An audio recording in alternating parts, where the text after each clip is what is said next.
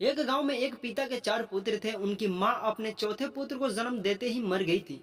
उन सब की देखभाल उनके पिता ने की थी। वे चारों अपने पिता की हर बात को मानते और उनकी इज्जत करते थे। बाप ने सबकी शादी वक्त के हिसाब से कर दी। अब पिता थोड़ा वृद्ध अवस्था पर पहुंच चुका था। अब पिता के शरीर से मेहनत नहीं होती, इसलिए अब वह घर पर रहने लगा। लेकिन जब उनका पिता और बूढ़ा हो गया तो कुछ सालों तक तो उन्होंने उनकी खूब सेवा की। लेकिन फिर धीरे धीरे वो उनको एक बोझ सा मालूम होने लगा। पर उसका सबसे छोटा बेटा अब भी उनकी खूब सेवा करता और उनसे उतना ही प्यार करता जितना उसको शुरू में था। लेकिन जब यह सब देखता कि उसके भाई की बीवियां उनके पिता के साथ बुरा व्यवहार करती हैं और उसके भाई भी अब उनकी कोई बात नहीं मानते हैं, तो उसको बहुत दुख होता। लेकिन वो क्या करे, वह बेरोजगार था, इसलिए सब कुछ देखकर भी वह कुछ नहीं कर सकता था। उसके पिता की दिनों दिन हालत बिगड़ती जा रही थी और उसके तीनों पुत्र और उनकी बहुएं उनके साथ बुरा व्यवहार करते थे।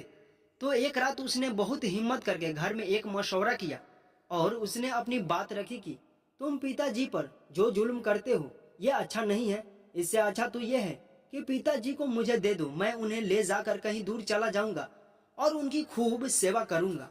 तो उन्होंने सोचा कि यह पिताजी को यहाँ से ले जाएगा और इन्हें अच्छा कर सारी दौलत को अपने नाम कर लेगा। इससे अच्छा तो यह है कि इस बूढ़े को यहीं मरने दिया जाए। तो उन्होंने मना कर दिया। तो उसने कहा कि मुझे तो आप सिर्फ मेरे पिताजी को मुझे दे दो और सारी दौलत को आप ले लो। मुझे आप एक तिनका भी मत देना और मैं यह बात लिख कर दूंगा कि मुझे दौलत का एक तिनका भी नहीं चाहिए। तो वो सब राजी हो गए और उन्होंने ये बात लिखित में ले ली ताकि बाद में अपनी जुबान से फिरे नहीं। फिर वो अपने पिता को लेकर घर से निकल गया। उस वक्त उसकी बीवी भी उसके साथ थी, जो कि बड़ी ही नेक थी और सब्र करने वाली थी। जब वह घर से निकला था तो उसके पास कुछ नहीं था सिवाय बीवी के कुछ गहनों के। तो उसने उन्हें बेचा और जो कुछ पैसे आए थे उन पैसों से एक किराए का घर लिया, जिसमें उन्होंने रहना शुरू किया और पैसों से घर की जरूरत का सामान और एक कुल्हाड़ी खरीद कर ले आया। अब वह रोज जंगल में जाया करता और जंगल से लकड़ी काट कर लाता, फिर उन्हें बाजार में बेचता। जो कुछ पैसे कमाता उनमें कुछ पैसों से घर का सामान लाता और कुछ पैसों से अपने पिता की दवाई ले आता। ऐसे ही दिन गुजरते रहे। कुछ महीनों बाद अचानक उसके पिता की तबीयत और ज्यादा खराब हो गई, तो उसे दिखाने के लिए ज्यादा पैसों की जरूरत पड़ी। उसके पास इतने पैसे नहीं थे, तो उसने इधर उधर से उधार पैसों का इंतजाम किया और अपने पिता का खूब अच्छा से इलाज कराया। लेकिन इसके बावजूद भी वह नहीं बच सके और वे इस दुनिया से चल बसे। उसको अपने पिता के जाने का बहुत गम था। अब वह लोगों का कर्जदार भी हो चुका था और अब वो अपने घर भी नहीं जा सकता था, क्योंकि उसने पिता की सेवा के लिए अपनी दौलत भी अपने भाइयों के नाम कर दी थी। अब उसने अपनी जिंदगी को उसी गरीबी के साथ काटना शुरू कर दिया। पर जब कुछ गरीबी ने और कुछ कर्जा वालों ने बहुत ही ज्यादा सताया, तो उसने सोचा क्यों न मैं अपने भाइयों से थोड़ी मदद ले लूं, क्या पता वो मेरी कुछ मदद कर दें। तो वो अपने भाइयों के पास गया और अपनी गरीबी का हाल बताया और कहा कि आप मुझे थोड़े पैसे दे दो, मैं कुछ दिनों में आपके पैसे दे दूंगा। तो उसके भाइयों ने बजाय मदद के उसका मजाक उड़ाया और तालियां मार मार कर हंसने लगे और कहने लगे कि सारी दौलत को ठोकर मार के उस बीमार बाप को ले गया।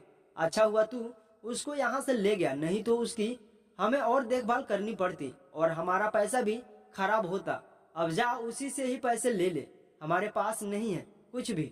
और उसे धक्के देकर घर से बाहर निकाल दिया। तो वो मासूम सा चेहरा लेकर वहां से वापस अपने घर आ गया और फिर अपने घर में ही जैसी मिलती रूखी सूखी उसी से दोनों पति पत्नी का अपना गुजारा कर लेते थे। एक रात उसे एक सपना दिखा कि एक बुजुर्ग उससे कह रहा है कि तेरे घर के पीछे एक दीवार है, उस दीवार में मटका है और उस मटके में 100 अशर्फियां हैं, तुम जाकर उन्हें ले लो। तो उसने पूछा कि क्या उसमें बरकत है? तो उसने कहा बरकत तो नहीं है। तो उसने उन्हें लेने से मना कर दिया। फिर जब सुबह उसकी आंख खुली तो उसने सारा सपना अपनी बीबी को सुनाया। तो बीबी ने कहा ले आओ, हमारी गरीबी भी दूर हो जाएगी।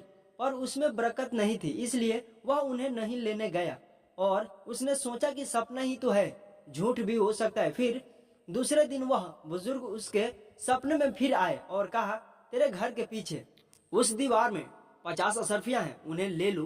तो उसने कहा कि उसमें बरकत है। बुजुर्ग ने कहा कि बरकत तो नहीं है।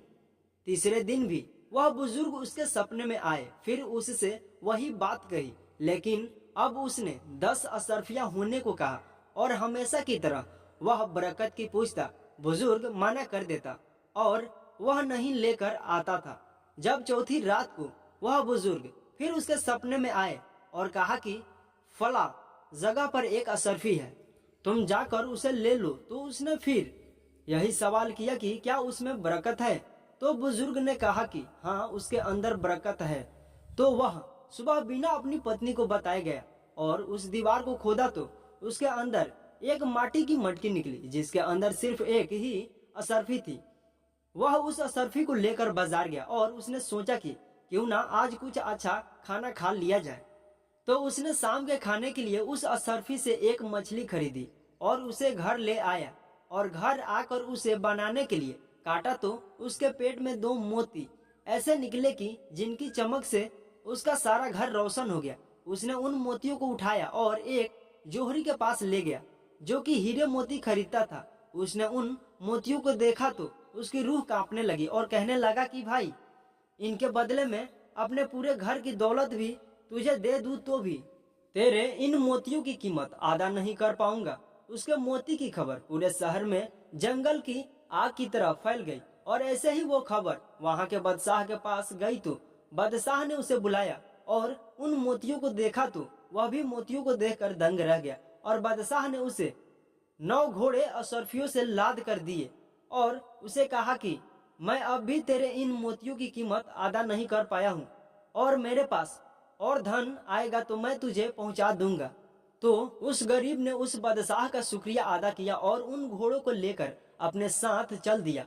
फिर उसने अपना सारा कर्ज चुकाया और अच्छा सा घर और अपनी जरूरत का पूरा सामान खरीद लिया और अब वह रईसों की तरह अपनी जिंदगी गुजारने लगा। और जो उसके भाई जहाँ रहते थे वहाँ कुछ ऐसा हुआ कि उनके घर में रोग फैल गया और घर के सब लोग उससे परेशान रहने लगे। उनके पास जितना धन था सब उस रोग की दवाई करने में खर्च हो गया और रोग भी ठीक नहीं हुआ। फिर एक रात को जोरदार बारिश आ गई और साथ में तेज तूफान भी आने लगा, इतना तेज कि उनका घर भी हिलने लगा। तो घर के गिर जाने के डर से वे सब लोग बाहर निकल गए। थोड़ी ही देर बाद तेज तूफान के कारण उनका घर भी गिर गया और तहस नहस हो गया। पहले ही बीमारी से परेशान और अब घर भी छीन गया तो वे लोग रोने लगे क्योंकि अब तो वे बिल्कुल बर्बाद हो गए। फिर किसी ने उनसे कहा कि किसी जगह पर एक बहुत बड़ा रईस रहता है जो कि गरीबों की खूब मदद करता है, आप भी वहीं चले जाए, हो सकता है कि वह आपकी भी कुछ मदद कर दे।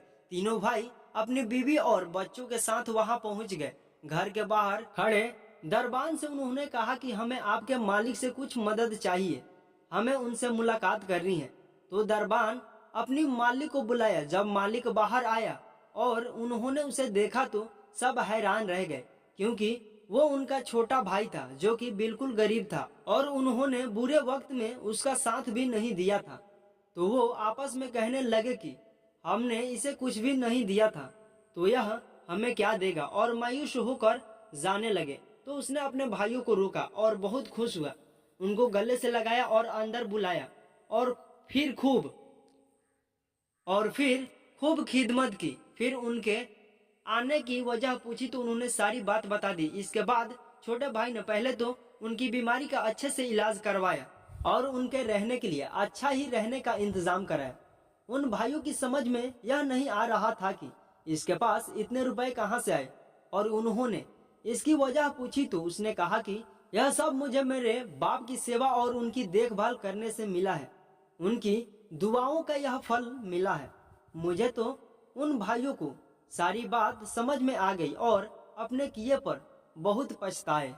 तो दोस्तों, माँ बाप की सेवा कोई करता है तो खुदा दौलत तो उनके कदमों में डाल देता है, और जो माँ बाप को सताता है तो उसकी जिंदगी जिल्लत के साथ गुजरती है, और जब वह मर जाता है तो ईश्वर के यहाँ भी वह साजा का हकदार होता है। इसलिए जितनी हो सके अपने माँ बाप की सेवा करनी चाहिए, उन्हें खुश रखना चाहिए। ये कहानी आपको कैसी लगी कमेंट करके बताएं और ऐसी ही कहानियां सुनने के लिए हमारे चैनल को सब्सक्राइब करें। थैंक यू दोस्तों इस वीडियो को पूरा देखने